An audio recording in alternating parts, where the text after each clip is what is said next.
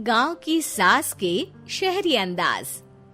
निधि को विकास से प्यार तो था, पर वो शादी करके उसके साथ गांव में नहीं बसना चाहती थी। मुझे गांव अच्छा लगता है, पर दिक्कत यही है कि मैं वहां रह नहीं पाऊंगी। मुझे वहां के माहौल के बारे में कुछ भी नहीं पता है। अरे माहौल में ढल जाओगी तुम, थोड़ा टाइम तो लो। और विकास गांव में ही रह के ऑर्गेनिक खेती करता है, इतना अलग काम है। और यहाँ शहर में क्या है, कितना प्रदूषण और भीड़ है यहाँ। पर विकास यहाँ आके भी तो खेती कर सकते हैं ना। अरे शहर में एक प्लॉट लेने में जिंदगी भर की कमाई चली जाती है, खेत कैसे लोगे? सोच ले निधि, विकास गांव का है, वहीं उसका काम भी है। तेरे पास कोई नौकरी भी नहीं है, ना ही तुझे कभी काम करना था। उफ़ो, मुझे कुछ समझ में नहीं आ रहा, मुझे अकेला छोड़ दो। उसी दिन निधि विकास से मिलती है। यार, मेरे सारे दोस्त यही हैं। अरे दोस्त तो गांव में भी बन सकते हैं ना निधि। गांव के लोगों से कैसे दोस्ती कर पाऊंगी? मैं भी तो गांव का हूँ, मुझसे प्यार हो सकता है तो वहाँ के लोगों से दोस्ती भी हो ही सकती है ना। अरे यार, कंफ्यूजन है बहुत। सोच लो निधि, शादी के मंडप पे छोड़ के मत जाना, वरना दोनों के परिवार की नाक कट जाएगी। अभी बोल दो, पत्रिका नहीं छपाते हैं। निधि के पास तो कोई चारा नहीं बचा। वो विकास से इतना प्यार करती है कि उसे छोड़ भी नहीं सकती। वो विकास के लिए गांव में शादी करके बसने को तैयार हो जाती है। जल्द ही दोनों की शादी हो जाती है। आई होप तुमको गांव में अच्छा लगेगा। मुझे पता है गांव में और शहर में अंतर क्या है, वहाँ के लोगों की सोच में अंतर है। मुझे पता है कि कैसा लगेगा मुझे। तुम ये बिना देखे किसी चीज के बारे में कुछ भी सोचने की आदत छोड़ दो ना। निधि ने उस वक्त तो कुछ भी नहीं कहा, पर वो सोचती है कि सबको इस बात का एहसास तो करवाना ही पड़ेगा कि वो सही है। उसके दिमाग में एक तरकीब आई। उसने सोचा कि गांव के लोगों के लिए वो ऐसा काम करेगी कि आगे से उसे कोई किसी काम का बोलेगा ही नहीं। शादी के एक दिन बाद निधि की सास ने फरमाइश की। निधि बेटा, अपने हाथ से कुछ खाने का बना दे।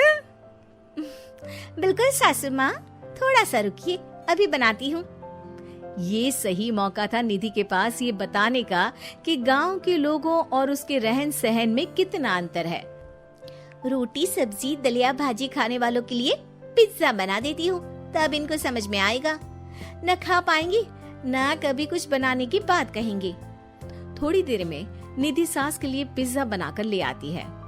ये लीजिए माँ जी, आपके लिए मैंने ये बनाया है। इसे हम शहर में पिज्जा कहते हैं, है ना बेटा? है?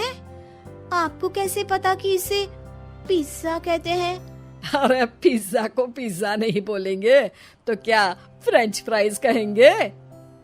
गांव की सास से ये सारी बातें सुन के बहू चौंक जाती है, लेकिन सास एक और ऐसी बात कहती है कि बहू जिसकी उम्मीद ही नहीं कर रही होती है। बहू, इस पिज्जा के ऊपर ओरेगानो मिला दे और थोड़ा चिली फ्लेक्स, मजा आ जाएगा। माँ जी, गांव में रह के भी आपको ये सब कैसे पता है? अरे यूट्यूब, टीवी सब खबर रखते हैं हम भी। इंटरनेट है जहाँ, जानकारी है वहाँ। अरे वाह माँ जी। अरे अभी वहाँ मत बोल। अब जब मैं पिज्जा का फोटो लेके फेसबुक पर डालूंगी ना, तो वहाँ कमेंट में जाकर वहाँ बोलना, ठीक है? ठीक है माँ जी। अरे ठीक है माँ जी की जगह ओके मम्मी या ओके मम्मा बोल दिया करना। है? ठीक है, मतलब ओके मम्मा। निधि का तो सर ही घूम जाता है। इतना शहरी बर्ताव तो शहर में रहने वाली निधि की माँ का भी नहीं था। वो शाम को अपने पति से पूछती है, विकास, तुम्हारी मम्मी तो काफी कूल है यार।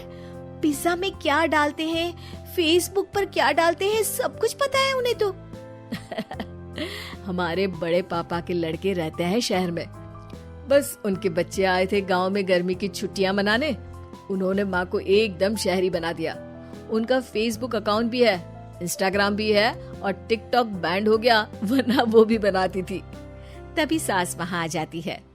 अरे निधि, मैं तुझे टैग नहीं कर पा रही हूँ, जरा मेरी फ्रेंड रिक्वेस्ट एक्सेप्ट तो कर दे। निधि की गांव को लेकर जो राय थी वो अपनी सासू माँ को देख के बिल्कुल बदल जाती है। और अब निधि भी सोशल मीडिया पे अपनी सास के साथ लाइव आती है और कमेंट बाजी भी करती है, ताकि सबको पता चले कि गांव में रह के भी उसका जीवन शहर जैसा ही है और उसके आसपास के लोगों के अंदाज भी एकदम शहरी है।